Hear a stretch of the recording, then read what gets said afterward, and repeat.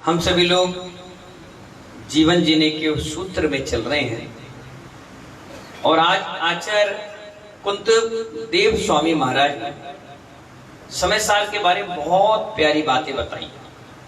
इतनी प्यारी बातें बताई हैं शायद आपने कभी सुनी भी नहीं होगी, मैंने भी नहीं सुनी थी। जब मैंने पढ़ा तब मुझे बहुत अच्छा लगा कि मैंने कहा वाह, अगर मैं इस समय सार को नहीं पढ़ता तो मैं अपनी आत्मा को धिक्कारता कि मैंने जीवन में कुछ नहीं पढ़ा। बहुत प्यारी चीज आचार्य भगवान बता रहे हैं यहाँ पर। उन्होंने बताया कि आचार्य कुंद मंगल गाथा में कहते हैं, क्योंकि ये जो समय सार है ये आर्या छंद में है। कौन से छंद में है? आर्या छंद में है। और आर्या छंद में ही क्यों लिखा, ये सबसे अच्छी इंपॉर्टेंट बात है कि इसका छंद आर्या छंद में क्यों लिखा। अपन ने बसंत तिल का छंद में भक्तांबर पढ़ा कि नहीं? शौर्य छंद में महावीर अष्टक पढ़ा कि नहीं पढ़ा? ऐसे ही आर्या छंद में क्यों लिखा गया? क्योंकि आचार्य भगवान बता रहे हैं आर्या छंद भार्या यानी महिलाओं को बड़ा प्रिय होता है। किसको प्रिय होता है? महिलाओं को प्रिय होता है। प्राकृत भाषा महिलाओं की जैसी करुणा में और कोमलमय होती है। महिलाएं क्या होती है? इमोशनल ब्लैकमेल करती है, भावुक होती हैं। कोई भी उन्हें बहला ले, फुसला ले, भगा ले, प्रताड़ित कर ले, और इतनी भावनात्मक होती है कि कितनी भी ताकत लगा ले वो कठोर बन ही नहीं सकती। बहुत सॉफ्ट हृदय की होती है। इसीलिए ये करुणामय और कोमलमय महिलाओं के हिसाब किताब से बनाई गई है। प्राकृत भाषा भी बड़ी कोमलता का प्रतीक है, बहुत सॉफ्टनेट वाली है। इसलिए आचार्य भगवान कह रहे हैं 3 प्रकार का उपदेश होता है। कितने प्रकार का? 3 प्रकार का। एक होता है प्रभु सन्मित, बोलो प्रभु सन्मित। दूसरा होता है कांता सन्मित, बोलो कांता सन्मित। और तीसरा होता है सुहृदय सन्मित। 3 अलग अलग उपदेश होता है। पहला कौन सा बताया हमने? प्रभु सन्मित। आचार्य कहते हैं राजा उपदेश देता है। राजा क्या देता है? उपदेश देता है। उसे प्रभु सन्मित कहते हैं। राजा का उल्लंघन आज्ञा का कोई नहीं करता, उसे मानना ही पड़ता है। इसे क्या कहते हैं? कौन सा उपदेश कहते हैं? प्रभु सन्मित। क्या कहते हैं? प्रभु सन्मित। यानी राजा ने जो कह दिया वो पत्थर की लकीर हो गई, अब वो बात टल नहीं सकती। इसीलिए तो प्राण जाए वचन ना जाए, और राजा का वचन यानी वचन। तो आचार्य भगवान कहते हैं पहला प्रभु सन्मित नाम का एक उपदेश होता है। दूसरा उपदेश कौन सा होता है? कांता सन्मित। माँ अपनी बेटी को बड़े दुलार और प्यार से बैठाकर समझाती है कि बेटा रात का समय है, जल्दी घर आया करो। क्या कहती है? रात का समय है, जल्दी घर आया करो, शाम के ज्यादा बाहर मत निकला करो, और तो और ऐसे वैसे व्यक्तियों के साथ मत घुमा करो। ये क्या कौन सा उपदेश है? कांता सन्मित। यानी माँ बड़े स्नेह वात्सल के साथ उस लड़की को, लड़कों को समझाती है। तीसरा है सुहृदय सन्मित। ये ऐसा है जैसे साधु सज्जन उपदेश देते हैं।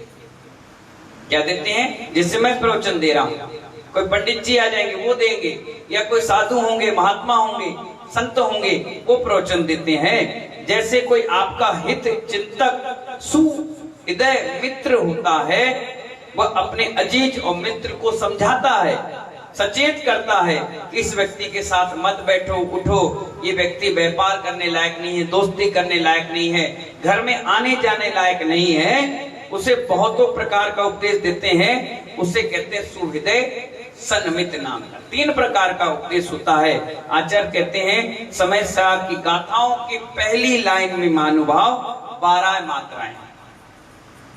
कितनी मात्रा है? कोई आपसे पूछेगा बताओ समय सार की पहली लाइन में कितनी मात्रा?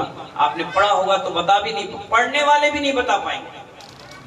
कभी उनने गिना ही नहीं, उन्हें तो पढ़ लिया समय पहाड़, बस हो गया काम खत्म। नहीं, आचार्य कहते हैं पहली लाइन में 12 मात्राएं।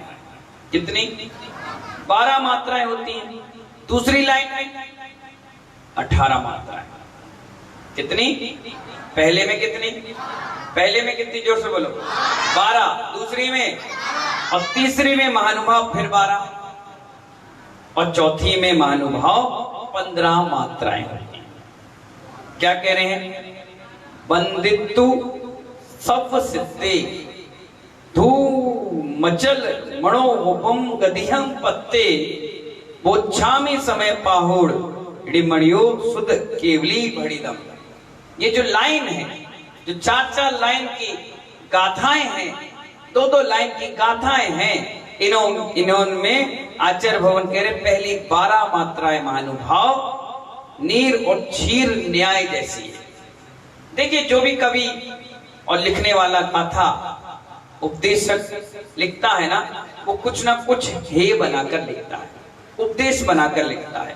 अगर आप भी कोई ड्रेस सिलवाते हैं तो किसी ना किसी का हेतु बनाते हैं। अरे आमिर खान ने पहना है, सलमान खान ने पहना है, जितेंद्र ने पहना है, राजेश खन्ना ने पहना है, हेमा मालिनी ने पहना है, जयाप्रदा ने पहना है, हेतु बनाते हैं। बनाते नहीं। आजकल देखो स्टाइल हो गई, एक ने दाढ़ी रखी तो दूसरे रख ली, तीसरी ने यहाँ कटरिंग कर ली, यहाँ छेद कर लिया, यहाँ भौएं बना ली, यहाँ टैटू बना ली, उनने बना लिया, एक दूसरे को देखकर बनाया ना। तो ऐसे ही आचार्य भगवान कहते हैं गाथा लिखने से पहले उन्होंने पूरे उदाहरण सेट कर लिए कि कल के दिन कोई हमसे पूछे तो हम हकबक नहीं रह जाए, एक एक चीज बता ले। हमारी सुरचित है, सुचरित नहीं है, हमने चोरी नहीं है, कहीं से पूछ लो, कहीं से बोल दो। तो ऐसे आचार्य कहते हैं पहली जो 12 मात्राएं हैं वो नीर और क्षीर की तरह है, जैसे दूध में पानी मिला दे। आप नहीं बता सकते इसमें दूध कितना है, पानी कितना है, कोई नहीं बता सकता, कोई कह ही नहीं सकता इसमें दूध में पानी मिला है। लेकिन एक व्यक्ति है जो क्वालिटी से उसको बिना कुछ किए बता सकता है दूध में कितना पानी है, वो है हंस। कौन है वो? हंस। वो क्या करेगा? पानी में अपना चोंच डालेगा, दूध और पानी में, और दूध पी लेगा और पूरा पानी छोड़ देगा। ये क्वालिटी है उसके अंदर। किसके अंदर? हंस के। तो आचार्य भगवान कह रहे हैं नीर और क्षीर न्याय जैसी होती है पहली 12 मात्राएं। हंस पक्षी के सामने दूध और पानी मिलाकर बर्तन में रख दो तो दूध पी लेगा, पानी छोड़ देगा। ऐसी प्रथम 12 मात्राएं नीर क्षीर के न्याय कर देता है कि आत्मा अलग है और शरीर अलग है। पहली 12 मात्राएं क्या कह रही हैं? आत्मा अलग है, शरीर अलग है, दूध अलग है, पानी अलग है, छिलका अलग है और दाल अलग है। क्या अलग है? दाल और छिलका अलग है, शरीर अलग है, आत्मा अलग है। यानी उन्होंने आत्मिक ग्रंथ लिखने से पहले मात्राएं भी, उदाहरण भी, उपदेश भी टोटल आत्मा से भेद विज्ञान का ही लिखा। किन्होंने? आचार्य कुंद देव ने।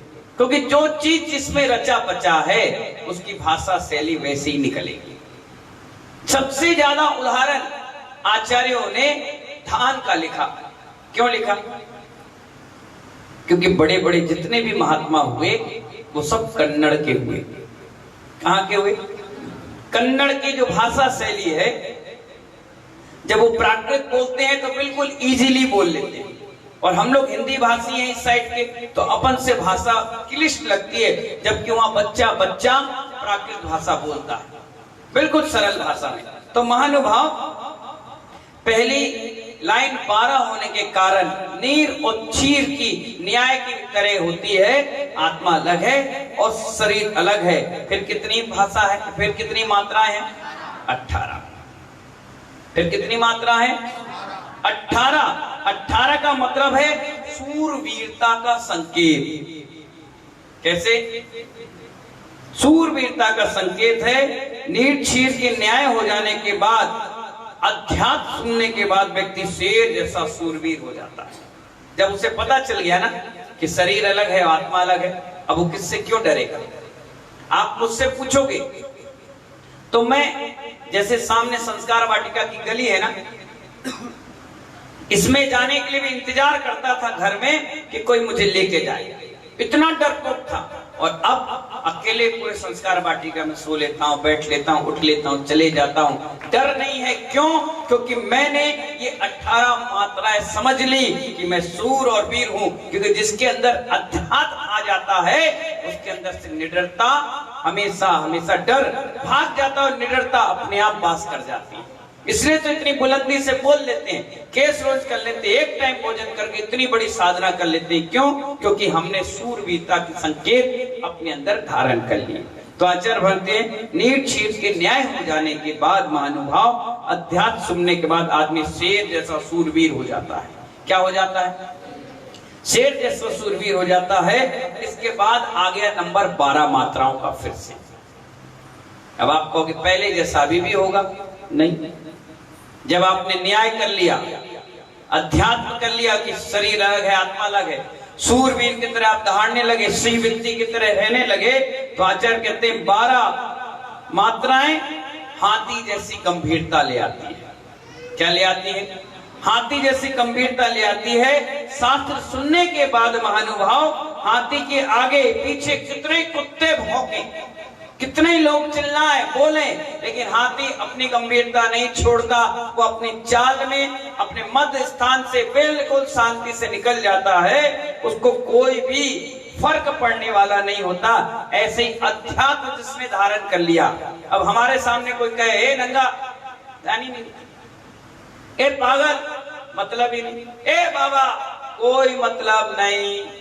हम कान से सुनते नहीं, हम अध्यात्म को देखकर अपने आप चलते चले जाते हैं। इसलिए हमें ना दुख लगता है, ना परेशानी आती है, ना कभी संक्लेश परिणाम, ना मान कसाय, कोई मतलब नहीं होता। क्यों? क्योंकि हमने समय सार की 12 लाइन की मात्राओं को अपने अंदर उतार लिया। क्या कर लिया है? उतार लिया है। इसलिए हाथी जैसे गंभीर, कोई कुछ भी कहे, कैसा भी कहे, मुझे मालूम है आपको यहाँ स्थान नहीं मिला, इसलिए आपका मुंह चल रहा है। जितना आपको स्थान मिल जाता तो यही गुण गाते। आदमी बुराई कब करता है? जब उसको सम्मान ना मिले, जब उसको उस हिसाब से ना मिले, अपनी बात ना हो। कई बार देखना कमेटियों की मीटिंग होगी और उसकी बात ना मानी जाए तो वो क्या करेगा? मुझे पसंद नहीं आया, मैं तो जा रहा। पसंद नहीं आया, क्या नहीं आया? अगर तेरे माथे पर टीका कर देते तो यही चीज गलत चीज तुम्हें अपने आप अच्छी लगने लगती।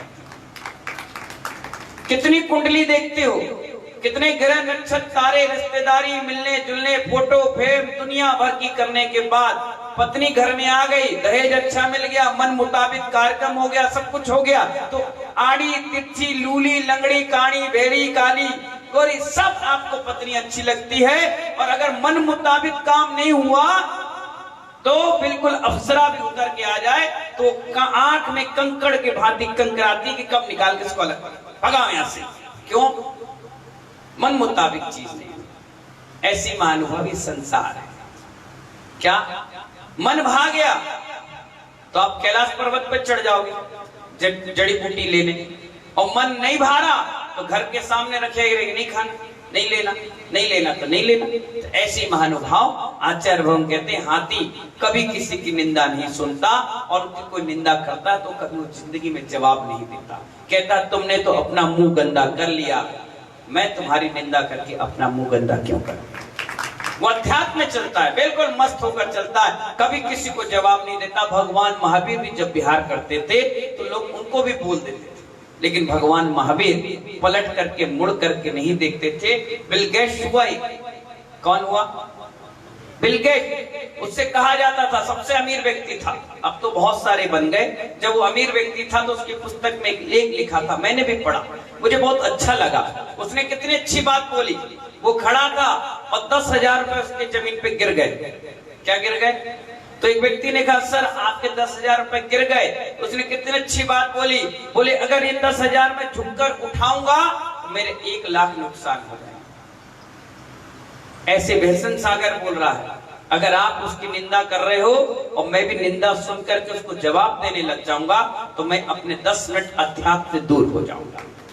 मुझे कोई मतलब नहीं, करो तुम जानो तुम्हारा काम जाने, अपन तो अध्यात्म में उतर चुके, हमें कोई मतलब नहीं। मुझे मालूम है आज तुम बुराई करोगे, निंदा करोगे, दुनिया को कहोगे, कम से कम जब मैं भगवान बनूंगा तब तो पूजा करने जरूर।